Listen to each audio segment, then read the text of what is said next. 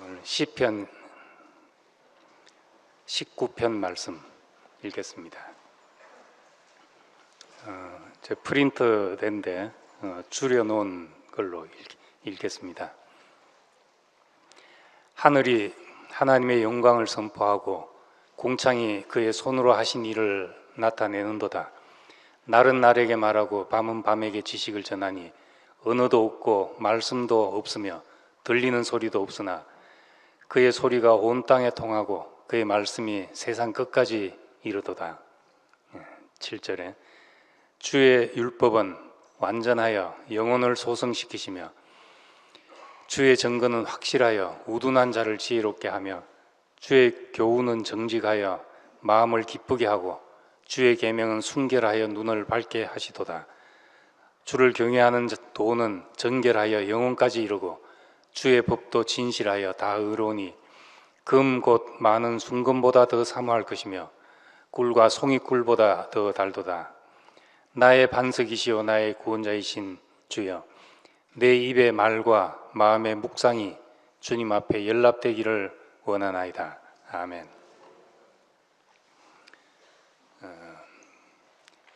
이 제목을 이제 처음에 하나님의 자기 계시 이렇게 했다가 계시 이런 말이 나오면 이 머리에 김이 나는 분들이 계셔가지고 19절에 있는 14절에 있는 말씀을 그냥 그대로 옮겨 적으려니까 너무 길어서, 근데 제목은 내 입의 말과 마음의 묵상이 주님 앞에 연락되기를 원하나이다. 이것이 제목입니다. 우린 지금 한글로 이래 다다닥 붙은 글로 읽으니까 그 시의 맛을 잘 모르고, 또 한글로 번역이 돼서 이 히브리 시의 그 운율이나 리듬이나 또 그 소리가 주는 감동이나 이런 것을 전혀 못 느끼고 이제 의미만을 되새기고 있습니다. 근데 우리도 이제 어떤 고대 옛날 시들은 그 리듬과 소리와 이런 것도 의미를 전달하고 있거든요. 근데 우리가 거기까지는 이제 다 못 보는 것이 아쉬운데, 이 시편 19편이 그 C.S. 루이스 말에 의하면은 시편 가운데 가장 위대한 시고 이 세상에 존재하는 가장 위대한 시어 중에 하나다. 이렇게까지 이제 평가한 시입니다. 예민한 분들은 제 이야기를 들으면서 제 파일 속에 이제 C.S. 루이스라는 사람이 있다는 걸 눈치챈 사람도 있을 텐데 그냥 기억해 두시면 됩니다. 나중에 한번 이야기할 때가 올 것 같습니다. 로마서 3장에 보면은 유대인의 나음이 뭐냐, 유대인들이 왜 유대인 하느냐, 그 나음이 여러 가지인데 첫째는 하나님의 말씀을 맡았기 때문이다, 이렇게 말합니다. 유대인들은 하나님이 자기 말씀을 맡긴 그런 백성이다. 유대인이 뭐 어떻고 저떻고 해도 그 점에서는 놀라운 민족이라는 겁니다. 보이지 않는 하나님을 경험적으로 이 하나님을 표현해내고 그것을 지켜서 후대에 전한 이제 그런 민족이란 점에서 바울은 이제 유대인들을 탁월하게 생각하고 있습니다.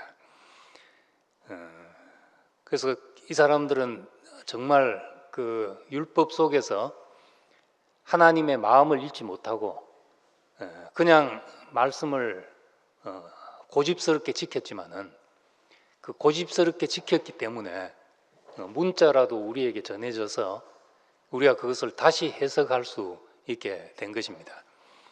그것만 해도 대단하다, 이제 바울은 그렇게 평가하는 겁니다. 이 시편 19편은 하나님의 말씀, 계시의 말씀에 대한 노래입니다. 하나님의 계시가 얼마나 아름답고 탁월한가 하는 것입니다. 1절에서 6절은 하나님의 창조를 노래하고 있고, 이걸 이제 자연 계시라고 합니다. 이 자연을 통해서 우리는 하나님을 얼마든지 그분의 존재와 능력과 하신 일을 이제 발견할 수 있다. 그래서 이 창조를 노래하고 있고, 7절에서 7절 이하는 하나님의 그 율법을 노래하고 있습니다. 기록된 말씀, 이걸 노래하고 있는데, 이 자연 계시는 놀랍지만은 그 속에서 그 인격적인 친밀함을 표현하기에는 부족합니다. 율법은 구체적으로 하나님이 인간의 삶에 관여해 오신, 우리 삶에 관여해 오시고 우리 삶 속으로 들어오신 그런 말씀이지만은, 하나님의 마음을 모르면은 또 말만 가지고 계명이 될 수 있는 그런 문제가 생깁니다.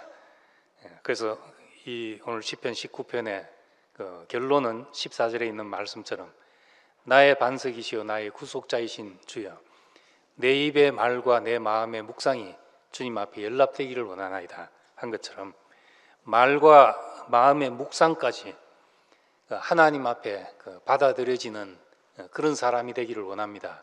이런 소망을 이제 나타내고 있습니다. 이 성경이 왜 하나님의 말씀인가? 성경이 왜 하나님의 말씀인가? 그것은 이제 우리 하나님의 입장, 하나님의 시각을 우리에게 열어주기 때문입니다. 꼭 받아쓰기 해서 하나님이 불러주시고 하나님이 말을 해서 사람이 받아쓰기 해서 그래서 하나님의 말씀이란 말이 아니라, 하나님이 말씀하지 않고는 이렇게 볼 수가 없다는 겁니다. 사람을 이런 눈으로 사람을 볼 수가 없기 때문에 우리가 성경을 하나님의 말씀이라고 하는 겁니다. 우리 이제 사람의 입장에서는 도저히 생각할 수 없는 것, 그런 어떤 것이 이제 생각이 나서 행해졌을 때, 이제 그런 걸 이제 요즘 말로 신의 한 수 그러잖아요. 신의 한 수. 도저히 이건 사람의 생각으로는 나올 수 없는 수인데 기가 막힌 것이다. 이 신의 한 수, 이렇게 말하죠. 이세돌이 알파고하고 바둑을 두는데 3전 연패를 했습니다. 도저히 안 되는 연패를 하고, 첫 번째 졌을 때 이제 충격이었죠. 그런데 2번, 3번 지니까 충격을 넘어서 수치와 자괴감이 밀려오는 그런 상황이었는데, 사국도 초반에 벌써 판세가 알파고 쪽으로 기울어 가지고 이게 또 졌구나 싶은 상황인데, 그 아주 위기의 상황에서 사국의 78수 한 수가 아무도 생각 못했던 수, 바둑의 고수들이 다 관전하고 있는데 전부 다 저수는 생각을 못했다는 거예요. 저수는. 이제 그 수 한 수가 판세를 뒤엎어 가지고 이제 사국 한 번을 이겼거든요. 알파고는 이제 지금 현역에서 은퇴를 하고 바둑계를 떠났는데, 전승하고 1패만 했는데 1패가 그 이세돌과 사국에서 한 번 졌죠. 그 한 번 전 것도 딱 한 수 때문에, 78수 한 수 때문에 이제 이세돌이가 이긴 겁니다. 그 바둑의 최고수들도 저건 생각을 못했다, 이런 수였죠. 이게 이제 그것이 완전히 이제 바둑판을 뒤엎어 놓는 한 수가 됐듯이, 우리 인생도 그런 수가 있으면은 아주 위기 상황에서 완전히 상황을 뒤집어 놓는 그런 수가 있으면은 그게 얼마나 그 목마른 수겠습니까? 신의 한 수, 이걸 기다리는데, 이것이 이제 우리는 성경에 나타나 있다는 겁니다. 이 성경은 신의 한 수가 아니고는 인간의 판세를 이렇게 뒤집어 놓을 수 없다 하는 그런 말씀입니다.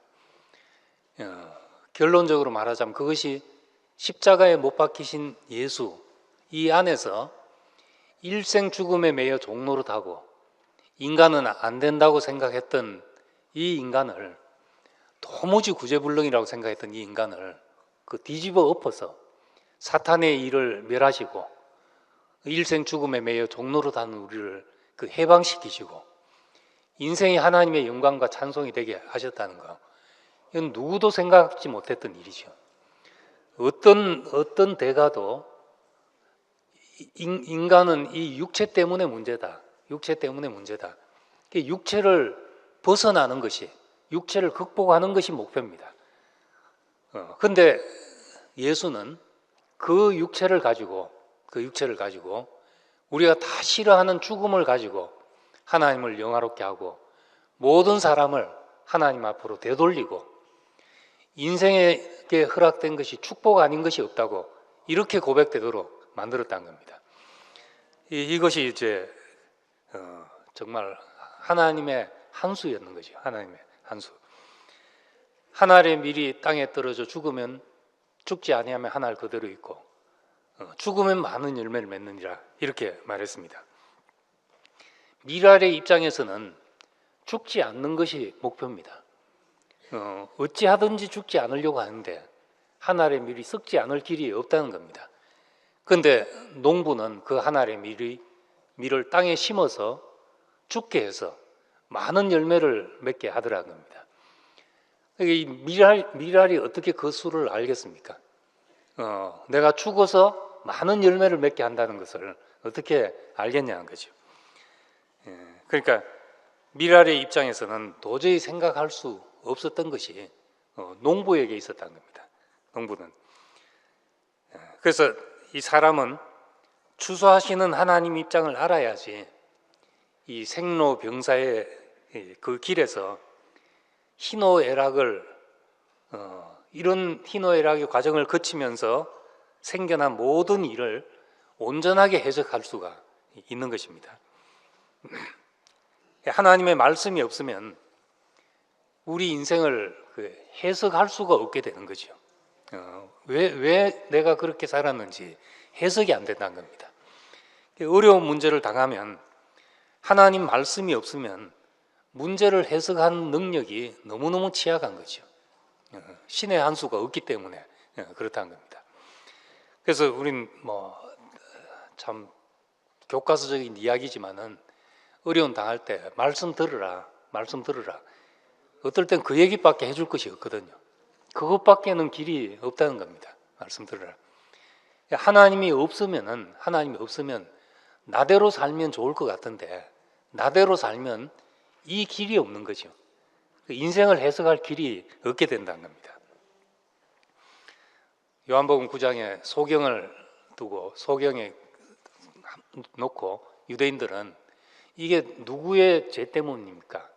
날 때부터 그런데 자기 죄라고 할 수가 있습니까? 날 때부터 뭘 알아가지고 죄가 있어서 그렇겠습니까? 그럼 부모 죄라고 해야 됩니까? 부모는 또 뭘 잘못해서 꼭 그 아이가 이렇게 돼야 됩니까? 이렇게밖에 생각할 수 없었던 겁니다. 그런데 예수님은 전혀 다른 눈으로 보셨다는 거죠. 누구 죄가 아니라 하나님의 하시는 일을 나타내고자 함이라. 이런 생각이 사람 속에는 없었던 겁니다. 유대인들이 오늘날도 보면 머리 좋기로 정말 책 베스트셀러가 나왔다, 저자 보면 유대인이에요. 그냥 프랑스 살든지 미국 살든지 그 무슨 IT 산업에 혁명적인 어떤 일이 일어났다 보면 또 유대인이고, 이렇게 탁월한 사람들이 생각 못했던 일, 그건 하나님이 하시는 일을 나타내기 위해서 그렇게 한 것이다. 우리가 이 말씀이 우리에게 있으면은 우리 인생이 해석되지 않을 것이 없다는 겁니다. 그래서 우리는 이 하나님의 말씀이 얼마나 놀라운지를 우리는 알아야 되고, 이 말씀을 붙잡지 않으면 안 되는 이유가 거기에 있습니다. 1절부터 6절까지는 창조의 말씀인데 한글로 읽어도 참 아름답습니다. 하늘이 하나님의 영광을 선포하고 궁창이 그 손으로 하는 일을 나타내는도다. 날은 날에게 말하고 밤은 밤에게 지식을 전하니 언어도 없고 말씀도 없으며 들리는 소리도 없으나 그 소리가 온 땅에 통하고 그 말씀이 세상 끝까지 이르도다. 뭐 해석을 하면 도로 구차해지고 그냥 읽어도 참 아름다운 부분입니다. 그래서 그냥 읽고 넘어가겠습니다. 7절부터는 1절부터 6절까지가 창조의 말씀이라면 7절부터는 구속의 말씀입니다. 주의 법은 완전하여 영혼을 소성시키며, 하나님의 법은 완전하여 영혼을 소성시킨다, 이렇게 말했습니다. 하나님의 말씀은 살리기에 완전하다, 사람을 살리기에 완전하다 하는 겁니다. 영혼을 소생시킨다는 말을 직역하면은 숨을 회복시킨다 하는 겁니다. 숨을 쉬게 해준다. 하나님의 말씀은 우리를 숨 쉬게 해준다. 숨 쉬게 해준다. 흙으로 사람을 지으시고 그 코에 생기를 불어 넣으셨던 것처럼 우리를 살게 하는 것, 숨을 쉴 수 있도록 해주는 것, 이게 이제 얼마나 중요한지 모릅니다. 모든 것에 우선하는 것은 일단 사람을 살게 하는 거죠. 숨쉬게 해주는 거죠. 숨쉬게. 숨도 못 쉬게 옥죄는 경우도 있습니다. 잔소리를 너무 심하게 하면은 숨을 못 쉬겠다 그러잖아요. 숨을 못 쉬겠다. 율법은 잘못 이해되면은 그런 잔소리꾼과 같습니다. 뭘 하라, 하지 말라, 이런 잔소리꾼과 같은데, 하나님의 말씀은 그런 것이 아니라 완전해서 우리를 숨을 쉴 수 있도록 해준다. 살게 해준다. 살게 해준다. 숨을 못 쉬면 사람은 끝나는 것이잖아요. 숨을 못 쉬면 뇌에 영양도 공급이 안 되고, 응급처치 1호가 숨쉬게 해주는 거죠. 숨을 쉬게 해주는 것. 그러니까 하나님의 말씀은 우리를 숨쉬도록 하기 위해서 오신 겁니다. 예수님이 부활하시고 나서 그 이상한 행동을 하셨습니다. 숨을 내쉬면서 가라사대 성령을 받으라. 우리를 살게 하는 영을 받으라는 거죠. 우리를 살리는 영. 하나님의 말씀이 아무리 옳아도 그것이 살리는 것이 아니면은, 나를 살리는 것이 아니면은 우리는 이건 이제 뒤로 밀어놓고 봐야죠. 지금 숨을 못 쉬고 있는데 자세가 반듯하니 안 반듯하니 이런 잔소리 해가지고 될 일이 아니잖아요. 그건 나중 문제죠. 그러니까 예수님은 부활하신 후에 모든 것이 끝나고 다시 오셨을 때 우리를 숨쉬게 해주셨다는 겁니다. 숨을 내쉬며 가라사대 성령을 받으라. 그러니까 이 하나님의 말씀이 완전해서 건전하고 건강해서 우리 영혼을 소생시킨다. 저는 이 말이 얼마나 아멘이 되는지 모릅니다. 저 이제 고등학교 때 전에도 말씀드렸지만은 난치병에 걸려서 좀 절박한 심정이 들고, 그래서 저를 가르쳤던 전도사님께서 매일 성경을 읽으라는 조언을 해주셨습니다. 그래서 이제 그때부터 매일 성경을 읽기 시작했죠. 그중에 특히 이제 시편, 잠언은, 시편은 150편까지 있으니까 하루에 5장을 읽으면 한 달에 한 번씩 읽고, 잠언 한 장 읽으면은 31장이니까 한 달이면 읽는다. 시편 5편, 잠언 한 장 읽으면 시편과 잠언은 매달 한 번씩 읽게 된다. 그래서 이제 그래야 되겠다 생각하고 했는데 쉬운 일이 아니더라고요. 그래도 이제 그렇게 하려고 하고 읽으니까 이제 꽤 읽었죠. 읽으면서 저는 나를 살게 하는 말씀을 찾았던 겁니다. 그 병을 치료한다, 내 병이 나을 수 있다는 확신을 주는 말씀에만 눈이 가는 거죠. 딴 건 다 제껴놓고. 시편 37편, 110편, 103편 이런 말은 밑줄을 쫙쫙 치고 이제 외우게 됐던 겁니다. 시편 37편에 또 여호와를 기뻐하라. 저가 내 마음에 소원을 이루어 주시리로다. 내 길을 여호와께 맡기라. 저를 의지하면 저가 이루시고 내 의를 빛같이 나타내시고 내 공의를 정의의 빛같이 하시리로다. 이런 말씀이 나한테는 내가 하나님을 기뻐하고 살면 내 마음의 소원을 이루어 주신다. 어쨌든 난 지금 병이 나아야 되니까 그걸 믿고 했는데 그것이 무슨 뭐 기복적이든 하나님과의 거래든 상관없이 나는 살릴 말을 찾아야 됐던 거죠. 그 속에서 그 시편 103편도 여호와를 송축하라. 저가 내 모든 죄를 사하시며 내 모든 병을 고치시며 그 말에 밑줄 쫙 긋고 내 생명을 파멸해서 구속하시고 인자와 긍휼로 간을 씌우시며 내 소원을 좋은 것으로 만족케 하사 내 청춘으로 독수리같이 새롭게 하시는다. 이런 말이 얼마나 힘이 되는지 모릅니다. 딴 거 뭐 벌 받고 이런 건 다 제껴놓고 이 말만을 외우고 믿고 살았던 거죠. 그 덕에 하여튼 지금까지 이렇게 손가락 다 쓰면서 살고 있지 않습니까? 그 류마티스 관절염 판단을 받고 그 당시엔 손 마디마디가 아파서 글 쓰는 것도 힘들고 이거 뭐 자취하면서 양말 빠는 것도 물 짜는 것도 힘들고 했는데 어쨌든 지금까지 그런 말씀에 힘입어서 살게 된 것입니다. 근데 이제 대학 가서 성경 공부를 하니까 성경 공부를 한 절 한 절 하니까 심판되는 말이 왜 그래 많은지 나한테 이 뭐 예수님도 이 악하고 게으른 종아 한 달란트를 숨겨놓고 그런 말을 들으면은 꼭 나한테 하신 말 같은 거예요. 내가 악한 것 같지는 않은데 게으른 거는 좀 맞는 것 같습니다.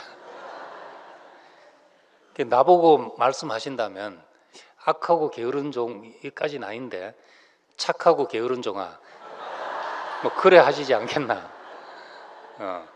계속 어쨌든 심판이 되어 왔던 거죠.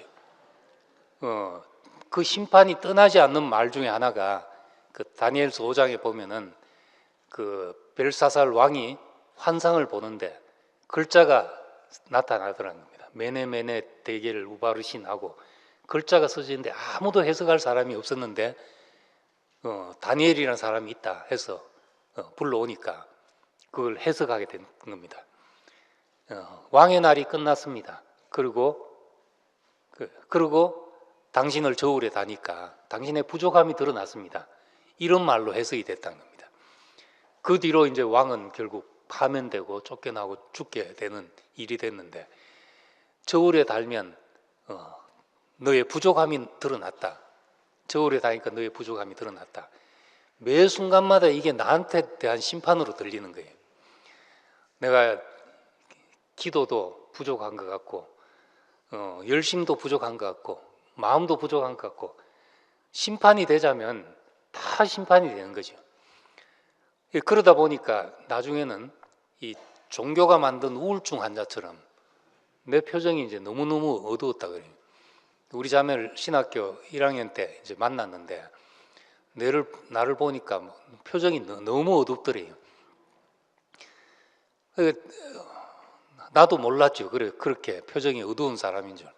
늘 하나님 앞에서 내가 세상 고민을 한 것도 아니고 내가 안 되는구나, 이 말씀처럼 안 되는구나 하는, 이 말씀이 내 영혼을 소생시키는 것이 아니고 늘 심판하고 있어가지고 매일 이 정죄 속에서 살아가는 사람이 됐던 겁니다. 물론 동이 서에서 먼 것처럼 내 죄를 멀리 옮기셨다. 내 죄와 불법을 다시는 기억지 아니한다. 이런 말씀을 기억하고 있음에도 불구하고 나를 들여다보니까 안 되는 겁니다. 그러니까 그런 말씀들만 생각이 나는 거죠. 그런데 언제 우리가 이 말씀 속에서 정말 살리는 말씀이 들리게 되고 살리는 것을 보게 되는가? 정말 가난해지면 우린 이것저것 다 공부하려 들지 않는다는 겁니다. 저는 성경 공부하려고 들다가 거의 우울증 환자가 되다시피 했습니다. 나하고는 너무 다른 겁니다. 이 말씀이 처음 알면 좀 기쁘고 될 것 같지만은 정말 알면 나하고 말씀하고 너무 다른 거죠. 그러니까 방법은 외식하는 방법밖에 없는 겁니다. 외식을 하나님이 모르시냐? 아니까 나를 들여다보면 저울에 달면 부족함이 드러났다. 이렇게 생각될 수밖에 없었던 거죠. 근데 그렇게 뭐 공부할 여유가 있어서가 아니고 정말 가난해지면 이 하나님 말씀 속에서 나를 살리는 것을 찾게 된다는 겁니다. 어떻게 우리가 선악의 노선에서 생명나무를 먹는 세계로 우리가 옮겨질 수 있는가? 이렇게 전혀 다른 세계에 다리를 놓은 사람들이 마태복음에 나오는 그 가난한 여인들이잖아요. 가난한 여인들. 율법의 잣대를 들이대면 전부 다 돌 맞을 사람들인 거죠. 이 여자들은. 그러니까 이 사람이 살자면 율법 아닌 다른 것을 봐야 했던 겁니다. 살기 위해서, 다 살기 위해서 갔던 길이거든요. 살기 위해서 시아버지라도 유혹해야 되고, 살기 위해서 나라라도 배신해야 됐고, 이것이 세상의 법 앞에서, 도덕 앞에서 어떻게 정당화되겠습니까? 살자면 생명나무를 먹으러 화영검을 뚫고라도 들어갈 수밖에 없는 겁니다. 그러니까 이 여자들은 이것이 아니면 살 수 없기 때문에 불칼을 두려워하지 않고 에덴 동산으로 뛰어들 수밖에 없었던 거죠. 살려고 하는 사람을 통해서 우리에게 생명나무의 길이 열렸다 하는 겁니다. 그러니까 우리도 정말 내가 은혜가 필요하고 하나님의 말씀 속에서 내 살 길을 찾지 않으면 안 되는 사람이 될 때 하나님의 말씀에서 영혼을 소성시키는 말, 사람을 살리는 말씀을 찾게 되는 거죠. 내가 무엇이 된 줄로 생각하는 사람은 된 줄로 생각하고 다른 사람 판단하기 바쁩니다. 근데 내가 은혜가 필요한 줄로 생각하면은 다른 사람에게서도 살릴 말을 찾게 되는 거죠. 그래서 주의 말씀은 완전하여 우리의 영혼을 소성시킨다. 숨을 쉬게 해준다. 우리를. 이것이 얼마나 복음인지 모릅니다. 주의 증거는 확실하여 우둔한 자를 지혜롭게 한다. 하나님의 증거는 확실하다는 겁니다. 요즘은 이제 이 과학 시대가 돼가지고 증명되지 않은 것들을 다 싫어합니다. 그냥 감성적인 말, 추상적인 말을 싫어하고 그 무엇이라도 이성의 검증을 거치고 과학적인 논증이 뒤따라야지 우리가 받아들이고 할 수 있습니다. 그렇게 해도 늘 이 세상의 지식은 뒤집어집니다. 계속 아무리 절대적인 것이라도 뒤집어지고 하니까 아예 요즘 시대는 모든 것을 깨고 새로 생각하자 이런 시대가 된 거죠. 이런 시대에 우리가 어디에 내 기초를 놓고 설 것인가? 이 흔들리는 터전 위에 다 서 있는데 우리가 절대적이라고 생각했던 것까지라도 다 한번 흔들어 보는 시대에 우린 살고 있는 겁니다.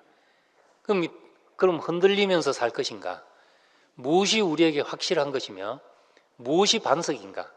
어디가 내 기초가 되는가? 고층 빌딩을 짓자면은 그냥 대충 지어가 안 되잖아요. 안반이 나오기까지 기초를 파야 됩니다. 안반 흔들리지 않는 반석 위에 기초를 놓고 거기다가 이제 건물을 세워야 백층도 올라가고 이렇게 되는 겁니다. 우리 인생을 어디에 틀을 삼고 세워야 되는가? 주의 증거는 확실하여 우둔한 자를 지혜롭게 한다. 이렇게 말했습니다. 이 세상은 지금 정보의 홍수, 지식의 홍수 속에 살고 있습니다. 이제는 홍수라는 말을도 안 쓰고 지식의 공해 속에 살고 있습니다. 너무 많아가지고. 그러니까 우리는 어디에 틀을 삼고 살아야 되는지 모르지요. 그냥 지식 좋다고 따라가면은 망망대해에 표류할 수밖에 없게 됩니다. 이 시대에. 그래서 우리는 확실한 반석을 찾아야 되는데 내 인생을 건축하는 기초를 확실한데 반석 위에 내 기초를 놓고 서야 되는데 그것이 뭐냐는 거죠. 오늘 말씀에는 주의 증거는 확실하여 우둔한 자를 지혜롭게 한다 했습니다. 확실하다는 말은 신실하다고 말이고 참되다는 말입니다. 확실한. 그래서 신실하고 참된 것, 요한계시록 19장 11절에 보면은 신실하시고 그 이름은 예수의 이름을 그 이름은 신실함이고 진실합니다. 참됩니다. 그렇게 말했습니다. 예수님의 특성을 한마디로 말하면 그렇다는 거죠. 십자가에 못 박힌 예수, 우리가 확실한 자리는 십자가에 못 박힌 예수 이 자리뿐이라는 겁니다. 확실한 것. 신실하고 진실한 것이 뭔가, 확실한 것이 뭔가, 그것은 십자가에 못 박힌 예수가 하나님의 지혜고 능력이라는 거죠. 이것이 하나님의 지혜였다 하는 겁니다. 이 세상의 다른 지혜는 시대에 따라서 사람에 따라서 다 바뀔 수가 있는데 어느 시대에나 누구에게나 확실한 것은 십자가에 못 박힌 예수가 우리에게 일어난 모든 일을 열매로 추수할 수 있게 하는 하나님의 지혜라는 겁니다. 모나고 문제 많은 이 사람들을 불러서 하나님의 집으로 건축되게 하는 하나님의 지혜라는 거죠.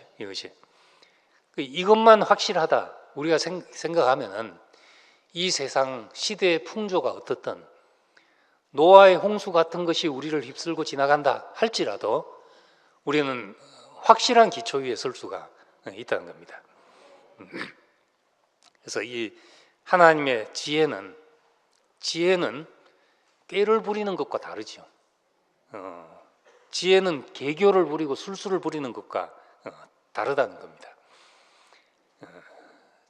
하나님의 일은 계교와 술수로 되지 않는다는 겁니다. 그런 우리가 어떤 방법을 쓰고 좋은 방법을 연구한다고 되는 게 아닌 겁니다.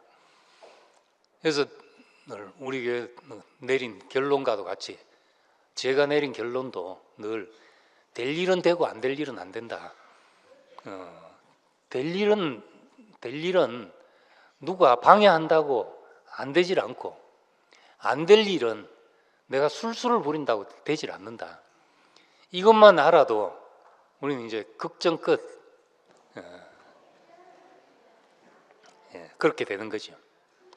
얼마나 깊은 안식을 주는지 모릅니다. 우리가 그냥 내게 주신 은혜를 따라서 살아가면 그거 되는 것이지 되냐 안 되냐는 하나님께 속한 것이니까 하나님이 될 일은 되게 하고 안 될 일은 안 되게 하시겠죠. 십자가에 못 박힌 예수는 이건 이 세상 계교의 승리였죠. 표면적으로 보면은 저 사람을 죽이면 되겠다 하는 계교의 승리인데 그런데 그렇게 됐냐는 거죠. 이 죽임당한 한 사람으로 말미암아 모든 이름 위에 뛰어난 이름을 주셔서 모든 무릎을 그 앞에 꿇게 하셨다. 온 인류가 그의 밭이 되게 하시고 그의 영토가 되게 하셨다는 겁니다. 그래서 우리가 제물을 하나님께 드린다는 것은 내가 제물을 드린다 하는 것은 하나님 앞에 나를 보이는 겁니다. 내가 누구인지를 보이는 거죠. 그것은 포장된 나로는 안 되고 수를 쓰고 잘 보이려고 인위적인 행위, 계산된 행위, 정치적인 행위, 남에게 보이려고 하는 것 이런 걸로는 안 된다는 겁니다. 제물을 드린다는 것은 내 참모습을 보이는 거죠. 그래서 그렇기 때문에 우리는 십자가 앞에서 갈라디아서 4장 19절을 보면은 하나님께 아신 바가 되었다 이렇게 말합니다. 예수 안에서 제물을 통해서 우리가 하나님 앞에 보여지듯이 십자가 앞에서 우리가 하나님을 알고 또 하나님 앞에 아신 바가 되었다. 하나님이 우리를 알게 되었다 이렇게 말한 겁니다. 하나님이 뭘 모르는 게 있겠냐 뭐 다 아시지 이렇게 생각하지만은 십자가 밖에 있는 사람을 모른다는 겁니다. 마태복음 7장에 보면은 마태복음 7장 마지막에 그날에 많은 사람들이 내게 와서 주의 이름으로 이르되 주의 이름으로 내가 선지자 노릇하고 귀신을 쫓아내고 많은 권능을 행했습니다. 주의 이름으로 했습니다. 하는데도 불법을 행한 자들아 내게서 떠나가라. 내가 너희를 도무지 모른다. 이렇게 말했던 겁니다. 그 생명과 그 행위가 다르다는 거죠. 껍데기를 펴봐 가면을 쓰고 나타나니까 내가 너를 모르겠다 하는 거죠. 요즘 천국에 수리공사를 하고 있다고 합니다. 왜 수리공사를 하냐 하니까 한국의 성형술이 하도 발달해서 얼굴을 못 알아본 하나님, 인식 장치를 새로 다 고치고 있답니다. 우리 다 뜯어 고쳐가지고 원래 하나님이 지은 그 사람을 못 알아보겠다는 거죠, 전국에서. 그러니까 참 우리가 그 만든 행위, 의도적인 행위, 한마디로 하면 그게 다 술수와 개교지요. 사람에게 보이려고 하는 것, 그걸로서 하나님의 일이 되지 않는다는 겁니다. 이것만 알아도 우리가 하나님 앞에 사는 사람으로 살아도 얼마나 그것이 안식인지 모르죠. 내가 다른 애를 쓸 필요가 없는 사람이 되는 것이니까 우리를 그런 자리로 이끄셨다는 겁니다. 금 곧 순금보다 사모할 것이며, 성경의 이 말은 연단을 거친 사람들의 입을 통해서 나온 거기 때문에 그 언어가 정결하다는 겁니다. 불에 일곱 번 단련한 정금처럼 그렇게 순결하다, 이제 이렇게 말하고 있습니다. 그 목사님이 집회하시다가 화를 한번 심하게 내신 적이 있는데, 목사님 집회하시다가 화내는 것을 처음 봤습니다. 본 적 있으십니까? 기억하시는 분이 있을지 모르겠는데 92년도인가 91년도인가 여름 집회쯤에 그때 이제 집회하시면서 화를 한번 심하게 내셨어요. 뚜껑이 열리셨구나 싶을 정도로 열렸는데, 왜 그렇게 열렸는가 하면 그때 감정이 너무 충만해서 이제 도를 넘어선 거죠. 너무 표현들이 과격해지기 시작하고, 제가 봐도 아슬아슬했는데 저래도 되나 싶은 정도였는데 아니나 다를까 목사님이 화를 팍 내시더라고요. 그때는 이제 분위기가 뭔가 이제 뭐 고상한 채 하고 뭐 점잖은 채 하고 뭐 반듯한 채 하고 하는 것은 뭔가 이제 그 인위적으로 보이고 막 적나라하게 나를 표현하고 내 속에 있는 그대로 드러내는 것이 그것이 진실인 것처럼 생각되는 그 분위기가 교회를 압도하고 있는 시대였습니다. 그러다 보니까 할 수만 있으면 막 더 센 말로, 더 자극적인 말로 그런 분위기가 있었는데, 그때 이제 목사님이 열려서 한 말이, 우리가 이 아름다운 주님을 이 세상에 있는 가장 아름다운 말로 표현을 해도 부족한데 왜 그런 말로 표현을 해야 되냐, 왜 험한 말로 그렇게 주님을 말해야 되냐, 가장 아름다운 말로 표현해도 언어가 부족한데 왜 그렇게 해야 되냐, 그러면서 우리 성경을 봐야 되는 이유가, 이 성경은 불에 7번 단련한 순금처럼 그렇게 연단을 거쳐서 나온 말이기 때문에 이 말씀보다 더 정결한 말이 없다. 내가 아무리 아름다운 말로 주님을 표현한다 하더라도 성경의 말만큼 주님을 아름답게 표현한 것이 없다. 그래서 이제 성경을 봐야 된다, 이런 얘기를 하시더라고요. 그래서 저는 속으로 막 박수를 쳤죠. 야, 뚜껑이 열려도 저렇게 아름다운 말씀이 나오는구나. 나는 뚜껑이 열리면 막 욕이 나올 수 있는 사람인데, 그럼 그 말이 저한테는 너무 귀한 말씀이 됐습니다. 내가 할 수만 있으면 더 아름다운 말로, 더 정결한 말로, 모든 사람에게 복이 된 말로 주님을 표현해야 되지 않냐. 그래서 이 시편은 그런 자리에서 나온 말씀이기 때문에 주님을 찬송한 것이 반복되는 것 같고 하지만은 그 깊은 고난을 통해서 어떤 땅 밑에 스며들어서 많은 과정을 솟아서 나오는 지하수처럼 그렇게 우리 영혼을 맑게 하는 말씀인 겁니다. 우리 이제 간증 문화라는 게 우리 교회 참 독특한 문화잖아요.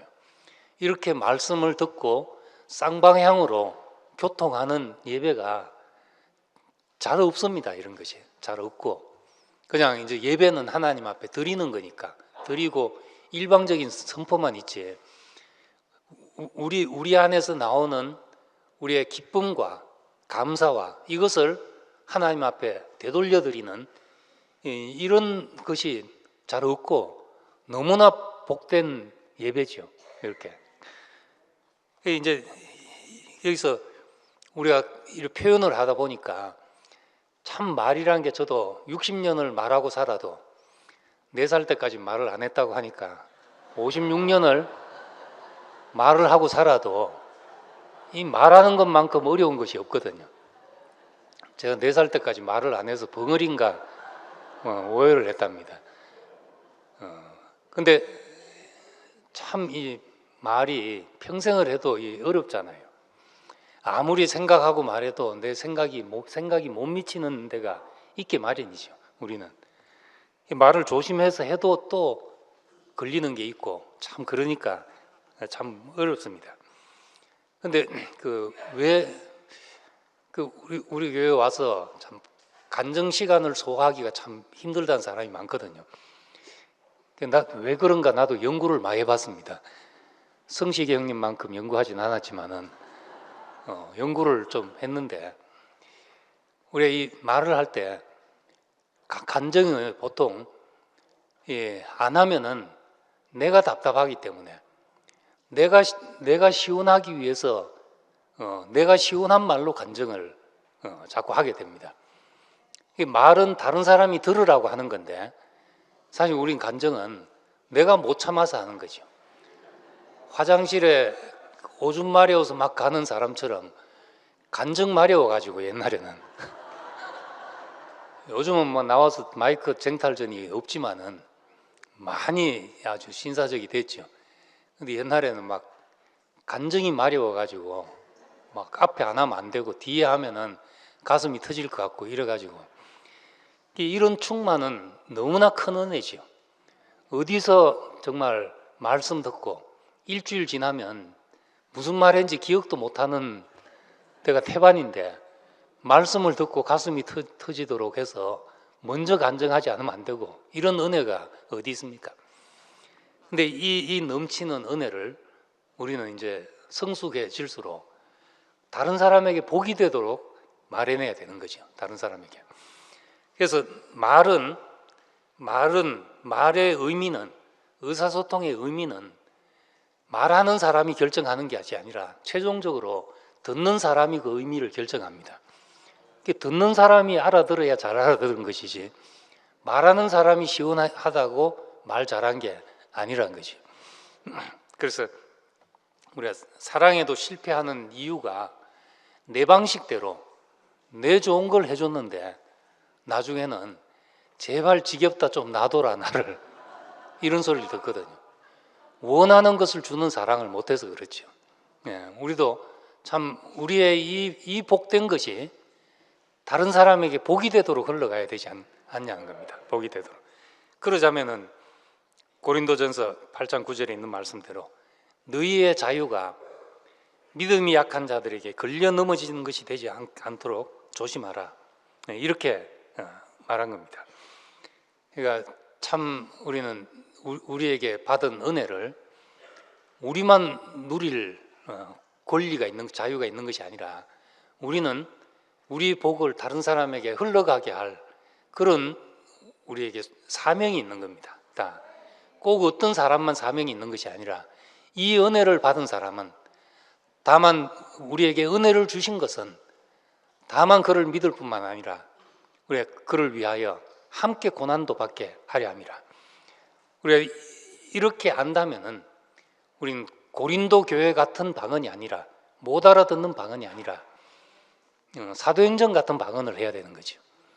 고린도전서 보면은 방언에 대해서 이야기를 하면서 말씀, 내가 더 좋은 은사를 보이리라, 더 좋은 은사를 보이리라 하고 사랑을 이야기하면서 14장에 가보면은 사랑을 따라 구하라 하면서 방언보다도 예언하기를 힘써라.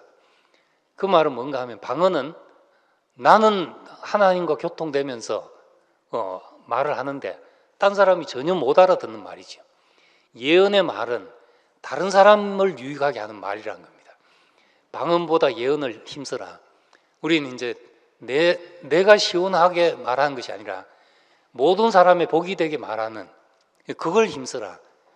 그 사랑장 끝에 그 이야기를 하고 있다는 겁니다. 사랑을 따라 구하는 게 뭔가 다른 사람에게 복이 되도록 하는 것이 사랑이라는 겁니다. 그래서 예루살렘 교회에서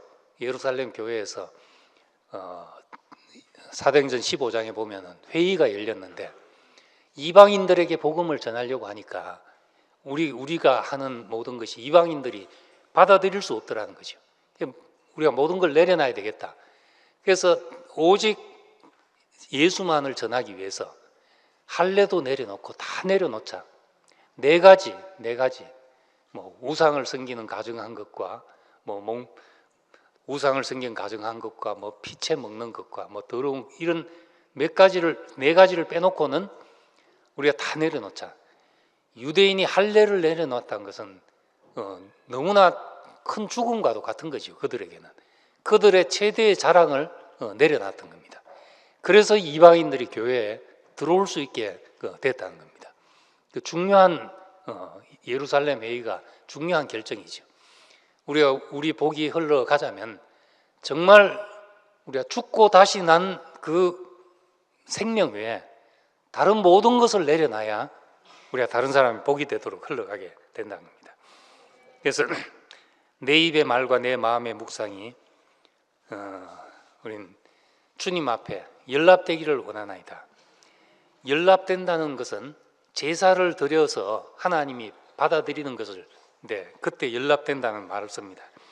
이 말은 합당하다, 마음에 들다 그런 뜻입니다. 그래서 이제 제물을 드리는 데서 지금은 우리는 하나님 앞에 뭘 내놓느냐, 간증은 우리 마음과 말을 내놓는 것이잖아요. 우리 마음과 말을, 내 입의 말과 내 마음의 묵상이, 내 생각까지라도 하나님 마음에 들기를 원합니다. 우리 하나님 마음에 든다는 것은 하나님만 만족된다 이 말이 아니라 하나님을 만족시키는 말이라면은 모든 사람에게 복이 되는 거죠. 임금님의 그 수라상에 임금님의 상위에 올라가는 음식이라면은 누가 먹어도 복이 되지 않게, 누가 먹어도 맛있는 음식이 되지 않겠냐는 거예요. 하나님이 마음에 드는 그 제물. 그래서 바울이 말한 것처럼 너희 몸을 하나님이 기뻐하시는 거룩한 산제사로 드리라. 너희 몸을 하나님이 기뻐하는 거룩한 산제사로 드리라. 이것이 너희의 드릴 영적 예배리나 하나님이 받을 만한 것이다. 이렇게 말했듯이 우리의 이 입술의 말과 마음의 생각과 우리의 몸의 일거수일투족까지라도 하나님이 받으실 만한 것이 되고 기뻐하실 만한 것이 된다. 우리가 그런 사람이라면, 그런 삶이라면 그것이 얼마나 복되겠냐는 거죠. 내 말과 마음의 생각과 내 몸까지라도 받으실 만한 것이 되는, 이것이 이제 완전한 말씀인 겁니다. 완전한 말씀.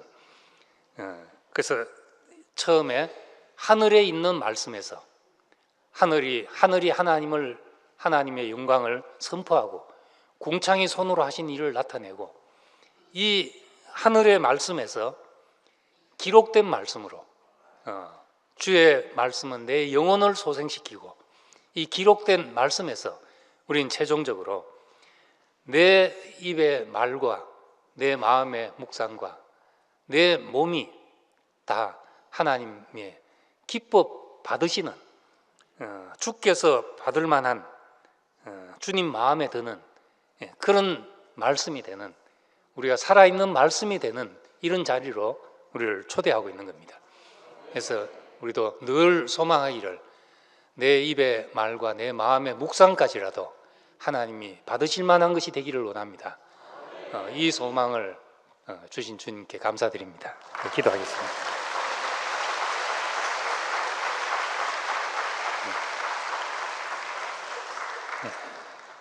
은혜로우신 아버지 하나님, 참으로 아름다운 세계를 우리에게 주시고 아름다운 사람들을 우리에게 주시고 주의 말씀이 내 영혼을 소생시키셨습니다. 우리가 더 이상 내 생각과 방법을, 내 계교를 동원하지 않아도 우리는 지혜로운 사람들이 되었고 하나님의 말씀이 우리를 정결케 하고 순결케 해서 불에 7번 단련한 정금보다도 더 정결한 말씀이 있는 것처럼 이제 우리의 말과 우리 마음의 묵상과 우리의 몸의 일거수일투족이 다 하나님이 받으실 만한 것이 되기를 원합니다. 주님 앞에 연락되기를 원합니다. 우리의 말과 생각과 삶이 온전한 찬송이 되기를 소망합니다. 이 길을 보여주신 주님께 감사드립니다. 예수님 이름으로 기도드립니다. 아멘.